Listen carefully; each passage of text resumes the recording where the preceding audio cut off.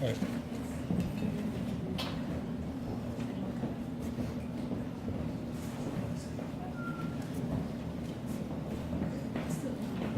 I wrote this last night and today, and this is it's a travelogue, and also there's some poetry in here as well.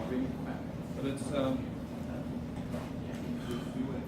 not completely edited or finished. So it's called Autocratrees, or Autocratrees. Not autocracy, but Autocratrees. It's like a pun.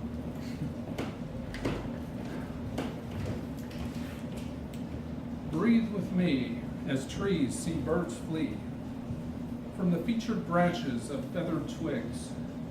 Bigoted leaves won't deteriorate like eroded beaches. Hateful colors can't feel the wind's reaches, beckoning the future freeze and snowfall's breeze, aligning in partisan ways a dumbfounded haze. The moonlight is enslaved behind deceptive clouds, reflecting back to the self-absorbed troposphere. The governing thermosphere, high above, is autocratic, retaining automatic radiation for the people's sheeple. Delinquent snowflakes don't go astray, creating new shapes and mixtapes for haunted political rallies echoing ghosts, and standing room only with brains as toast. Serving the grand white wizards and sorcerers, the captive audience spreads disinformation. Gray matter drips out of ears for powerful fears, for mindless tears and racist cheers. The ancient trees still stand above the oddity in the face of the accumulated sovereignty. Bending and breaking wooden limbs, baking bark, barking bread instead. The xenophobe's dilemma stands still as graceful gray geese migrate south, evading the incoming storm of dread, wisely respecting the patterns instead. Laughter and horror intertwined for all time. Cell phone towers to Babylon and Babel, ready for war like Cain meeting Abel. But the fleeing of life isn't ready for strife. The calm before the end is just temporary. For the hippocampi of hippopotamuses and vegan hips for hippie and hipster alike.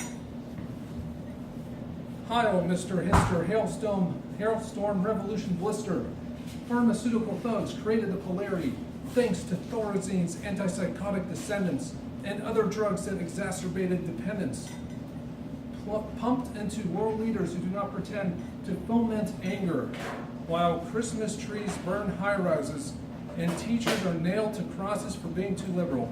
Repression of the fittest, throttling of the wittest, blame politicized signs for your septic system, inflame the night sky for being too dark, shame the high-speed train for delivering the goods to your local Costco superstore lane. Watch David Blaine on Netflix perform magic tricks from the polyester recliner full of flame retardants from underneath the comforter you bought at IKEA, and the plastic space heater from Haymaker Schlemmer, soon to be returned for a Dyson that costs $500, shot in the appendix for a community of scholars. Steeped in mulled wine in a bitchy brew, nowhere as sophisticated as your big league shoe. Glass after glass, you pour your oily wine as you watch Fox News for your golden swine. And you sit there and tell me that the white race is superior when I wish the television set would fry your posterior. And set your shoes on fire while melting your innards. But I know that being negative doesn't make us wizards. On every single step I took along the 30 street blocks, I released the unjustified anger through my rubber soles. Soulfully, I sang the honeydewed songs of summer, wishing autumn would turn to spring amid the winter bling. I heard a hobo playing an electric hammer dulcimer, while the uncultured capitalists sat in chemical ballrooms, consuming disease, applauding murderers in tailored suits, celebrating their own achievements in brainwashed fashion, sitting mannerly at their banquet dinner, faking their smiles, necks straining to those warriors on a gleaming stage. Last names and job titles were all the rage. And miles away, Across the Potomac, I stood there listening while the melodious streetlights were glistening, reverberating, syncopating, harmonizing the streets of royalty from Prince Street to Queen Street to Princess Street and back to King. Candle lanterns flickered from the wind of the hawk. If only these ancient cobblestones could talk of all the memories that were trampled onto them and those stalkers of time who spit out phlegm. But not one establishment was anti-consumerist.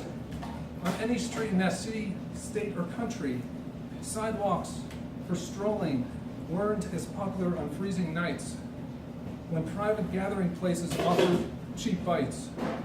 But the lone seagull stays outside 24 hours a day. Indoor living is unheard of in nature's buffet. Perhaps closed-minded people have souls of an infant, unable to see the planet's fragile pigment until they return to expose their job-creating figment. An erect civilization that is environmentally astringent, smiling up to a dead AT&T telecommunications satellite. Wow.